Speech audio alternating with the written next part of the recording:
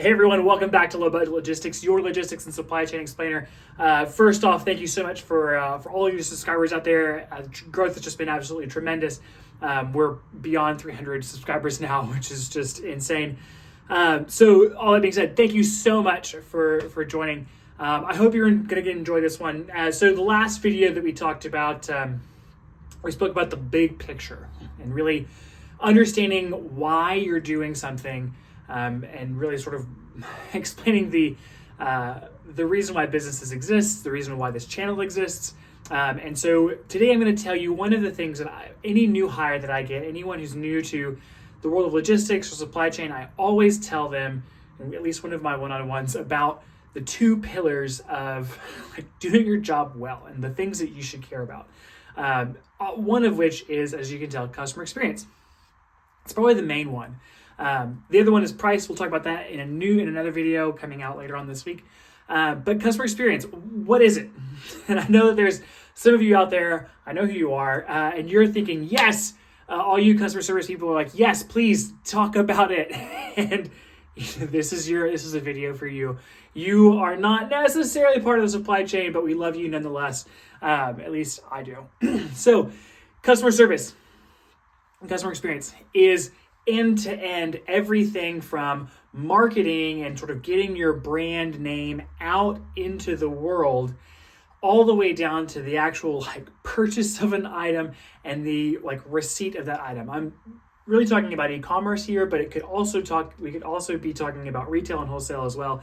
Really anything end-to-end, all the way from kind of getting your name into someone's ear all the way to them actually buying from you, and then the experience post-buying, because all of that is important. Now, customer service or customer experience it is sometimes hard, and it's a relatively intangible thing. There's no real metric for it. Of course, there's metrics for everything. There is a net promoter score, which is a thing.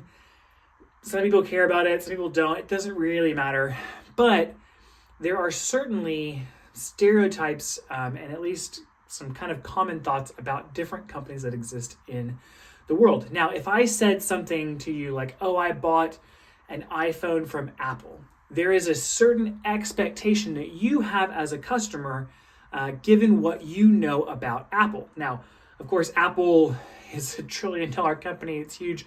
But they care about the customer's experience so much so that every single thing is thought about in those terms. Now, if you walk into an Apple store, you will know exactly what I'm talking about.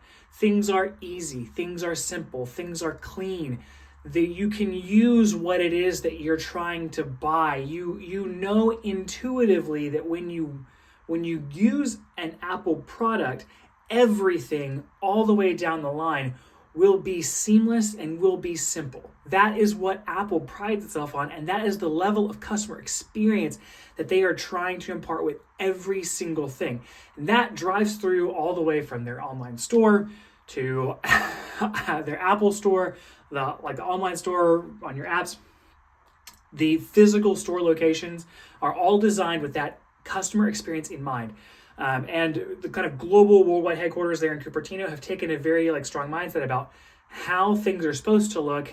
There's a lot of written rules that Steve Jobs wrote down and said, hey, this is what we're going to stand on. This is who we are. And even back then in the 70s and 80s, Steve was saying, hey, we are our design is Bauhaus. That is who we are.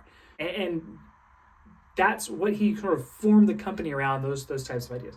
If you're looking to get into business as a brand and you want to start selling things, you need to think about your customer's experience and what that is and how you want that to look. If you're in the supply chain, you need to be cognizant that every single thing that you do will affect your customer's experience. And this is important. Customer experience is not just on marketing. It's not just on your retail stores. It's not just on, IT to get the configurations right on the website. It's on you to get a customer what they want, what they actually purchased. That takes some detail. It takes some work. And if you're in logistics and you're delivering product to someone's house, how you get it there matters. Not just the price that you're paying for getting something somewhere, but how it gets there. One of the really interesting things to me in a former job was the rise of Ring doorbells and how it affected me as a logistician, as a transportation manager.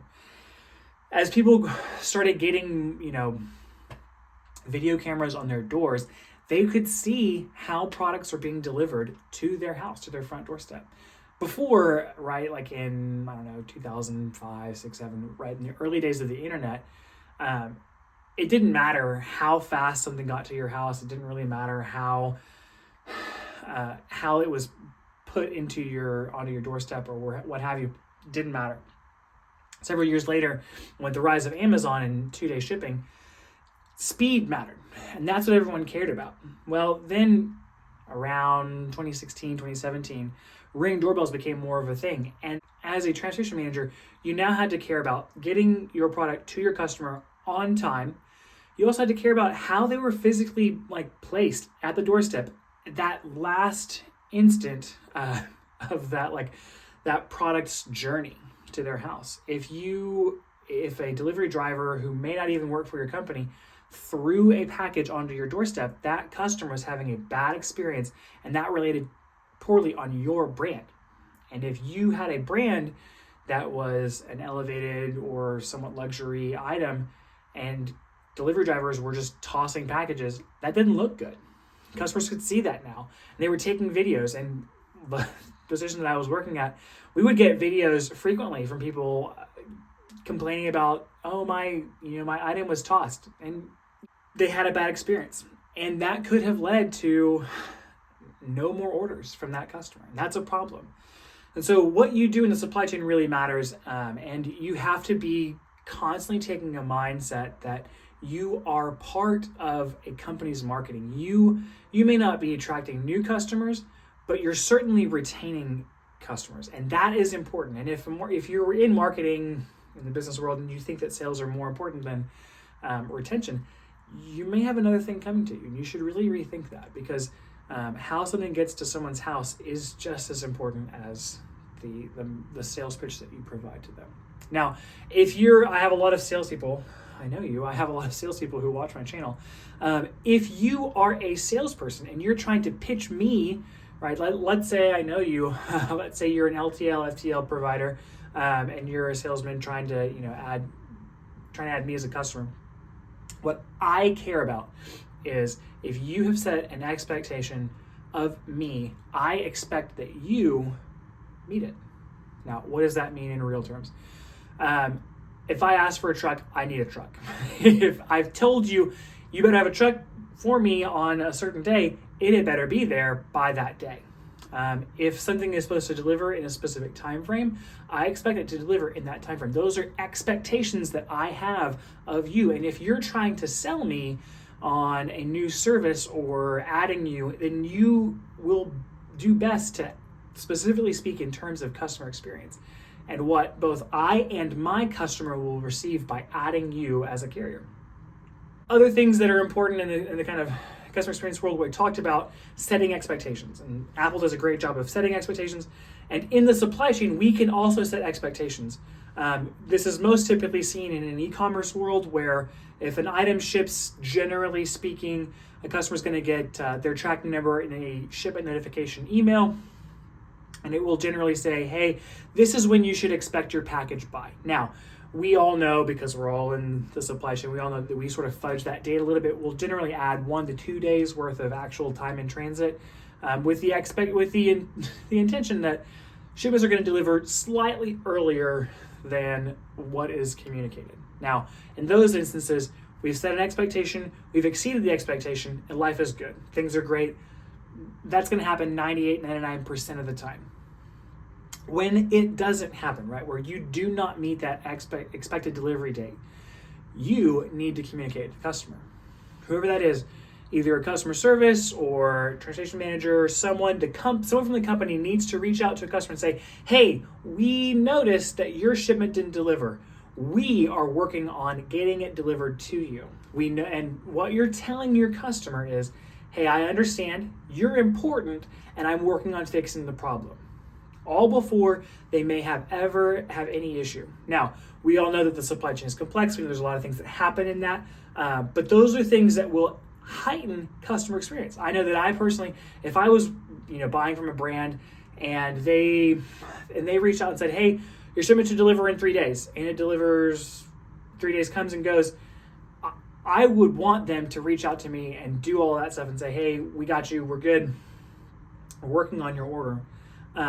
Then I would have a much greater impression of that company than if they had just done nothing. And maybe my package shows up on day 4, great, but I'm going to have, instead of having a lesser customer experience, I'm going to have a greater customer experience from them telling me, hey, we're working on your shipment. Don't worry, you're in good hands with us. And that will make me want to repeat my business with them all the more often. All right, so that's it for today. I hope you enjoyed this one. We'll be talking about the other pillar of the business world next time. Until then, though, thank you so much for watching the channel. Please share this with a friend and to help continue to grow. As I said before, for the month of September 2023, if you're watching this later, I'll be doing free consulting. So there's a link in the description of this video. There's a link on the About page for some consulting. If you have questions about logistics, the supply chain that you might want to pick my brain about, I'd be happy to meet with you. Sign up for some time. It's free. Again, I'm not going to be renegotiating your parcel spend, but I will I'd be happy to answer questions about anything that you might have. So thanks so much for watching, and I hope you have a great day.